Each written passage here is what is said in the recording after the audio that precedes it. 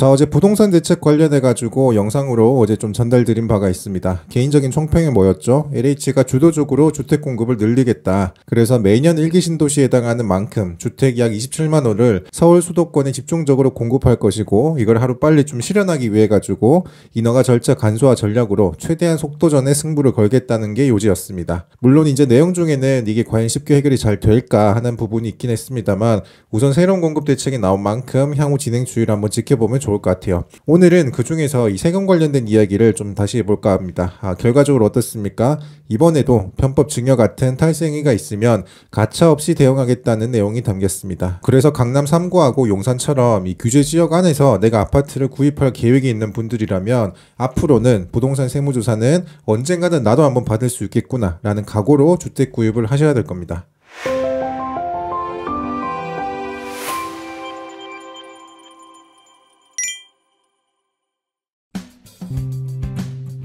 네, 이성우 세무사입니다. 우선 이 채널 구독, 좋아요 그리고 알람 설정까지 두시고 소중하게 사용하는 분들이 있으면 영상 함께 공유해주세요. 자, 정부에서 부동산을 잡는 수단이 크게 세 가지가 있습니다. 일반적으로 국토부 차원에서 주택 공급을 늘리거나, 또 금융위 차원에서 대출 한도를 조정을 하거나, 기재부 차원에서 세금을 가지고 중과를 하거나, 이런 식으로 이 세 가지 중에 하나예요. 그래서 지난 6.27 대책으로 대출 건드렸죠, 이미 한번. 그리고 어제 부동산 공급 정책이 나왔습니다. 그래서 2023년도까지 총 135만 호가 공급이 되겠다, 그렇게 하도록 되게 만들겠다라고 했습니다. 근데 아직 세금 정책은 정부에서 만지작거리고 있습니다. 아직까지는 아주 강하게 이 부동산 세금에 대해서 이렇게 과세를 하겠다라고 나온 정책은 없어요. 다만 어제 부동산 대책 중에서 이 부동산 세무조사에 대해서 정부에 대한 의지가 좀 더 강해졌다, 이전보다는 많이 엄중해졌다라고 하는 부분을 살펴볼 수 있었습니다. 자, 그래서 어제 임광영 국세청장님께서 정확히 이런 말씀을 했습니다. 이 부동산을 이용해 가지고 정당한 세금 부담 없이 몰래 부를 이전하거나 자산을 증식할 수 있다는 이런 잘못된 인식이 바로잡힐 수가 있도록 부동산 관련 탈세 행위에 대해서는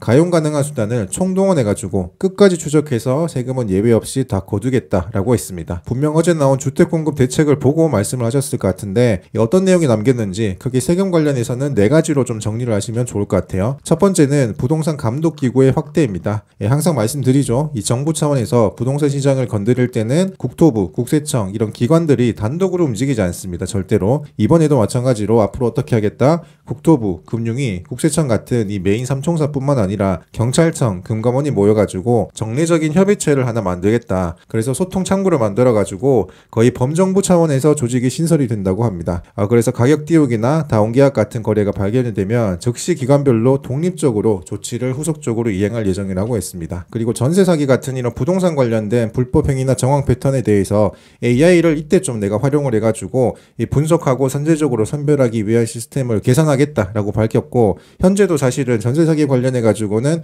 AI 적발 시스템을 많이 국세청에서 운용을 하고 있습니다. 그리고 두 번째 내용입니다. 두 번째는 주택 거래할 때 중개사의 신고 관리 의무가 늘어납니다. 중개사님들은 이 내용 꼭 아셨으면 좋겠어요. 물론 아파트를 구입하시는 거래 당사자도 함께 아시면 좋겠지만, 지금은 어떻습니까? 이 중개사무실을 통해 가지고 중개 거래라고 하더라도 매매 계약일로부터 60일 이내, 소위 말해서 실거래가 신고를 할 때 중개사분들께서 대금 납부 내역 같은 별도의 증빙 서류 지출 의무가 없습니다. 그러니까 실거래가 신고할 때는 중개사님께서 내가 몇 월 며칠자로 어떤 물건지에 대해서 중개를 했다, 거래를 했다라고 하는 사실관계만 적시를 해가지고 신고를 합니다만, 이게 신고가 이렇게 돼버리니까 어떻습니까? 그 거래가 신고가 거래다라고 하면 실제로 살펴봤을 때는 며칠 뒤에, 한 일주일 뒤에 다시 계약이 취소되고, 그래서 원래 있던 거래가 없어지기 때문에 소위 말해서 가격 띄우기 사례만 너무 많아지다 보니까 앞으로는 어떻게 하겠다? 부동산 거래 신고법을 고쳐가지고 공인중개사가 주택 매매 계약을 신고하는 경우에는 반드시 계약서하고 계약금 입금된 증빙 자료를, 통장 거래 내역을 함께 제출하는 걸 의무화하겠다라고 이야기했습니다. 그래서 앞으로는 공인중개사하고 담합을 내가지고 집값을 띄우려고 할 때는 이 계약금에 대한 부분이 명시가 되었기 때문에 계약금의 배액 정도 상환을 해야 되는, 내가 위험을 감수하고라도 이 거래 가격 띄우기를 해야 되니까 그만큼 거래 가격 띄우기에 대한 유인이 많이 낮아질 것으로 예상이 됩니다. 자, 세 번째는 가장 메인이 되는 내용입니다. 이 불법 의심 거래에 대한 세무 세무조사를 점점 늘리겠다라고 하는 겁니다. 특히 고가주택에 대해서 신고가 거래를 하거나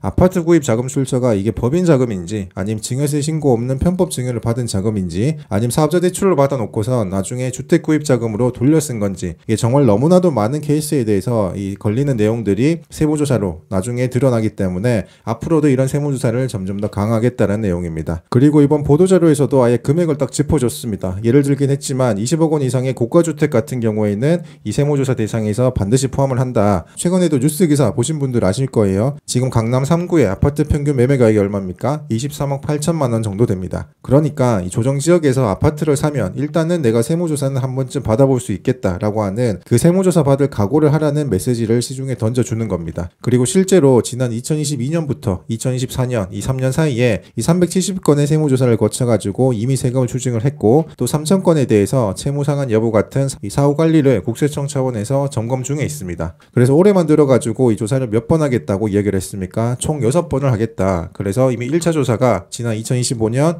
1월부터 2월 사이 신고분, 그리고 2차 조사를 3월부터 4월 사이 신고분 대상으로 이미 착수를 했었고, 그리고 5월에서 6월 사이 신고분의 대상으로는 앞으로 신규 착수할 예정이다. 그래서 연말까지 총 6번에 걸쳐가지고 이 부동산 의심 거래에 대한 조사를 실시할 예정이다 라고 이야기를 했습니다. 그래서 뉴스 보면 제가 항상 발표하는 게 이런 조사 결과죠. 뭐 서울시가 매 분기별로 국세청하고 합동조사를 했더니 몇 건이 적발되었고 세금은 얼만큼 추징이 될 예정이다. 실제로 이런 보도자료가 나올 때마다 제가 개인적으로 느끼는 건데 매년 적발 건수는 더 늘어나고 조사 기준으로 삼는 거래 가격 허들은 점점 낮아지고 있습니다. 그러니까 적발 기준을 아주 촘촘하게 돌려버리니까 당연히 매번 조사를 할 때마다 당연히 이러한 추징 건수가 그리고 금액이 더 늘어날 수밖에 없는 거예요. 실제로 최근 데이터를 보면 지난 5월달에 발표한 자료를 한번 보겠습니다. 국토부에서 나온 자료인데 작년 11월부터 올해 4월까지 이 6개월 동안에 이 편법 증여로 적발한 건수가 688건입니다. 그런데 서울시가 지난 8월달에 발표한 자료를 보면 그 건수가 2,000건이 넘는다고 하니까 단순히 비율상으로 보면 어떻습니까? 30배가 늘어난 셈입니다. 그리고 앞으로는 또 어떻게 하겠다?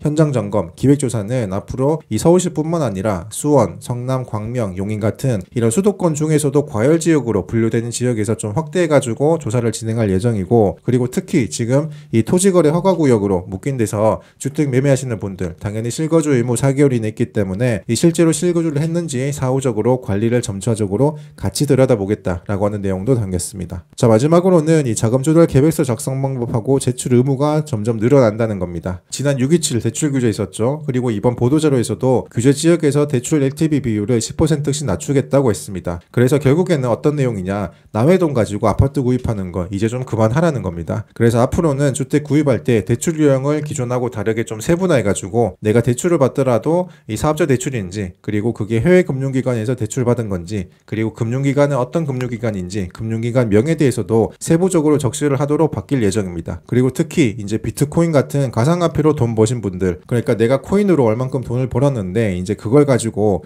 포트폴리오 구성을 새롭게 할 거지 않습니까? 안전자산인 부동산 비중을 내가 높이겠다, 부동산을 구입하겠다 라고 계획하시는 분들 많은데, 이 코인으로 돈을 버신 분들께 제가 항상 말씀드리는 게 있습니다. 국세청은 내가 코인으로 얼마 땄는지, 지금 내가 얼마 벌었는지 그건 전혀 관심이 없어요. 관심 있는 건 뭐냐면 그 돈으로 다음 자산을 뭘 살 건지, 그때 자금 출처가 확실한지, 그리고 지금 내가 코인으로 이 정도 수익을 벌었으면 최초로 예전에 내 시드머니는 얼마나 출발했는지 이게 궁금한 거라고요. 그래서 시드머니는 뭐 부모님한테 증여를 받았으면 아주 예전부터 시간을 거슬러 가지고 증여세 문제 당연히 지금 발생할 거고, 그리고 뭐 이번에 내가 번 돈으로 뭐 아크로 리버파크 아파트 하나 샀다라고 하면 그럼 코인으로 얼마 벌었는지부터 소명을 해봐, 이런 식으로 수면 위로 드러나는 부동산을 구입했을 때부터 과거 이야기를 물고 늘어질 거란 말입니다. 물론 다가오는 2027년도까지는 코인 투자를 통해 가지고 번 돈에 대해서는 그 양도 차익에 대한 세금을 과세 유예하고 있습니다만, 이렇게 과도기적인 면에서 코인으로 돈을 번 사람에 대한 자금 출처 내용을 항목으로 분명히 명시를 하도록 하는 것이 나중에 향후 2년 뒤에 있을 코인 과세에서 국세청이 좀 쉽게 세금을 거둘 수 있는 그런 과세 환경을 만드는 데 도움이 된다는 겁니다. 자, 그리고 현재 투기과열 지구뿐만 아니라 이 자금 출처 조사 같은 경우는 어떻습니까? 앞으로는 토지거래 허가구역에서 주택을 구입할 때도 자금 조달 계획서 제출이 의무가 됩니다. 이제 국토부 장관도 토지거래 허가구역을 어떻습니까? 그 지정을 할 수가 있죠. 그 지역이 부동산이 뭐 너무 과열이 됐다라고 생각이 되면 추가로 이 국토부 장관 권한으로도 추가로 지정을 할 수가 있습니다. 그래서 과천, 성남 같은 이런 준강남 지역들은 토지거래 허가구역으로 묶고, 그렇게 묶어버리면 어떻습니까? 나는 비록 서울에서 주택을 구입하는 건 아니지만 이런 자금 조달 계획서 어떻게 쓸 건지도 고민이 깊어질 수밖에 없다. 없겠죠. 자, 오늘은 어제 나온 부동산 대책 중에서 이 세금 관련된 부분들을 함께 정리해봤습니다. 어제 부동산 대책이 나온 이후에 이렇게 경제하고 시사를 다루는 많은 분들께서 결과적으로는 앞으로 넘어야 될 산이 많다라고 지적을 했습니다. 저도 어제 영상 말미에서 그렇게 총평을 했었고요. 그래서 보도자료 이후에 보완하는 내용들이 앞으로 추가적으로 계속해서 분명히 나올 겁니다. 그래서 그 내용들도 나오는 즉시 확인되는 대로 정리해가지고 영상으로 전달 드릴게요. 자, 이번 영상이 도움이 되셨다면 구독, 좋아요 부탁드리고 알림 설정까지 두시면 가장 먼저 도움되는 절세 정보 확인하실 수가 있습니다. 다음 영상에서 뵐게요.